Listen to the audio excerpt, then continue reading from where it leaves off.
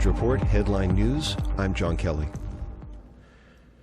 Arizona Congresswoman Gabrielle Giffords was the victim of dream warfare attacks and suffered nightmares in which she saw former Alaska Governor Sarah Palin receiving news of the representative's death. Voice analysis of audio from Representative Giffords' radio interview this morning, along with her victory remarks from last November, reveal secret unconscious messages when they are played in reverse. This is the subject of a new story in the Vancouver UFO Examiner for Examiner.com. A study was conducted in a Vancouver-based mobile audio production lab to identify secret messages anticipating today's tragic events in which a gunman gravely wounded Arizona Democrat Gabrielle Giffords and killed a federal judge in what is being described as an MKULTRA assassination attack that left 5 others dead. Audio from a talk radio interview during which Representative Giffords spoke this morning, as well as victory remarks from last November, was processed through a digital mirror to identify reflections of unconscious communications activity. Viewed through the digital looking glass, the radio interview was considered especially likely to produce numerous examples of unconscious precognitive communications behavior, as the recorded voice sample from Representative Giffords was taken within hours before the attack. It was the most productive Congress, according to most congressional experts, in decades. It really goes to show that, yes, it's true that change is difficult, but when it comes to making sure that we actually have an economy, that we push forward legislation that would make sure that all Americans have access to affordable quality health care, that we were able to add $600 million to additional border security funding just a couple of months ago. You know, these are important measures. Played in reverse, I can hear Representative Giffords say, "She'll view my death." She'll view my death. She'll view my death. She'll view my death. Here's audio from last November's victory remarks at re-election. Tonight's victory is no accident. Even when we saw so many other fine candidates across the country lose on Tuesday night, many candidates who stood up to 8 years of poor economic and other types of policy decisions. Tonight is different for us because our victory tonight is not an accident.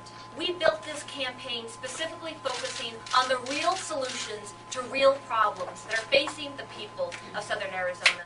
Played in reverse, I can hear Representative Giffords describe the Palin fear. That is how it's here. That is how it's here. That is how it's here. Here's another sample from the victory speech. I did this job so that I can ensure that Southern Arizona will have a path forward with new types of jobs. Jobs based on math and science, based on skills they learned at the University of Arizona. Solar jobs, because new energy really is our future here. Played in reverse, I can hear Representative Giffords talking about a nightmare. Through her unconscious secret messages, Representative Giffords is describing a nightmare in which Sarah Palin is receiving news of her death. However, this is not a natural precognitive dream exhibiting behavior like that described by Cornell psychology professor Daryl Bem in his article, Feeling the Future, Experimental Evidence for Anomalous Retroactive Influences on Cognition and Effect. This is a dream warfare scenario being played out within Gabrielle Giffords' unconscious mind by the remote influencing capabilities of death-cult black operatives in a covert act of hostile aggression. The overt act was played out in today's shooting. Examiner.com has reported how suspected shooter Jared Lochner has mind control videos posted to his YouTube channel, citing MKULTRA programming as described in Secret Message TV's coverage of victim tapes analysis. MKULTRA programming is intended to manufacture Manchurian candidate assassins who are then embedded in the society to engage in acts of state-sponsored terrorism and assassination against targeted individuals and groups. Dream warfare is a method of invasive unconscious subversion and control employed by death cult black operatives to intervene and disrupt the normal rest states of civilian populations. These attacks induce the mind of the victim to experience traumatic and psychologically devastating scenarios during sleep. According to confidential sources, one such scenario involves receiving news of death. Due to their intensity, dream warfare incidents can potentially induce heart attacks along with other side effects and are considered by experiencers to be extremely dangerous. Death cult philosophy advocates human sacrifice in the name of acquiring occult superhero powers. Public support for this position relies upon propaganda efforts that rely on the hero who dies in the course of an epic journey. One collective representation of this archetype is the soldier who dies on a remote battlefield overseas. The death of that soldier satisfies death cult ritual protocol in that it fuels primitive responses back home, including the desire for mass revenge, sustaining political and economic support for wars without end. In this contemporary scenario, the civilian casualties in these conflicts satisfy the balance of mass human sacrifice death cult requirements. The investment of U.S. military resources into research and development for remote assassination using the mind as a weapon was explored in the 2009 movie The Men Who Stare at Goats, starring George Clooney and Jeff Bridges.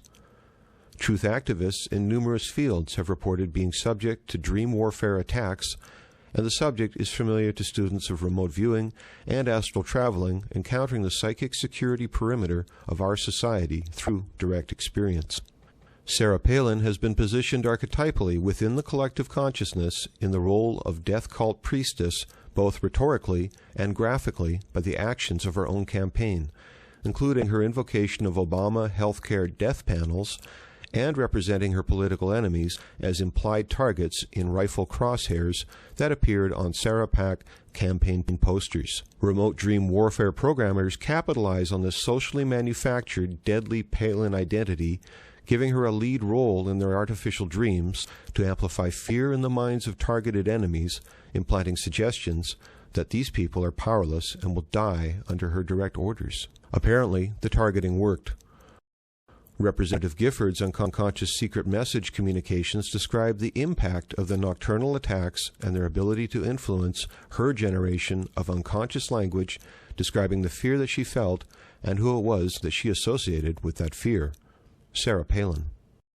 This morning's radio interview included another message in which I can hear Representative Giffords say, "The weapon, a chill signal." The weapon, the shield signal. The weapon, the shield signal. The weapon, the shield signal. She also stated that I'm introducing legislation that there should also be a 5% cut for members of Congress's salaries. Here we're going around talking about how important it is that we tighten our belts, and our constituents obviously are tightening their belts. So I think it's important that we actually, walk the talk, and we not just exempt our salaries from all of this budget cutting. And through her reflection in the digital looking glass, I can hear Representative Giffords describe how an augury paralyzes her.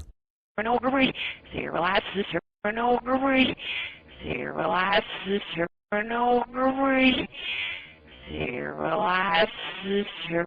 To augur in ancient Rome meant to study the paths of birds in flight in order to determine the will of the gods regarding the future.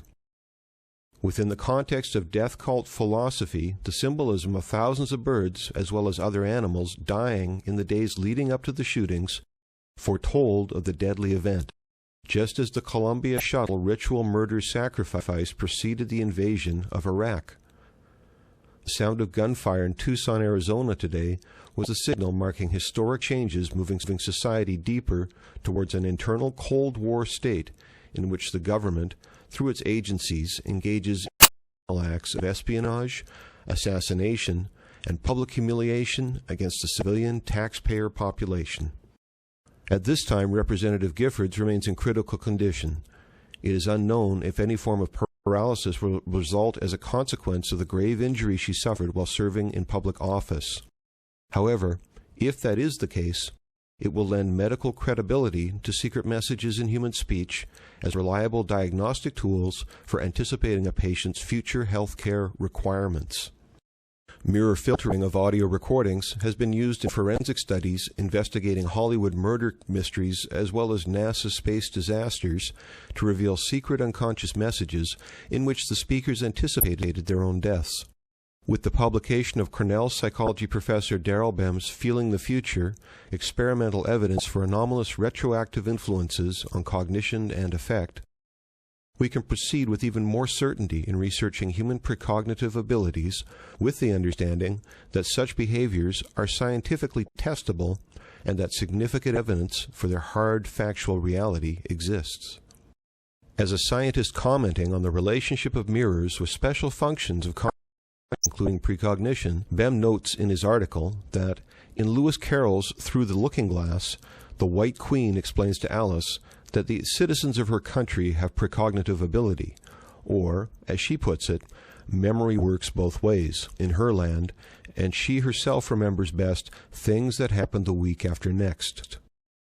When Alice says that I'm sure mine only works one way, I can't remember things before they happen, the Queen disparagingly remarks, it's a poor sort of memory that only works backwards.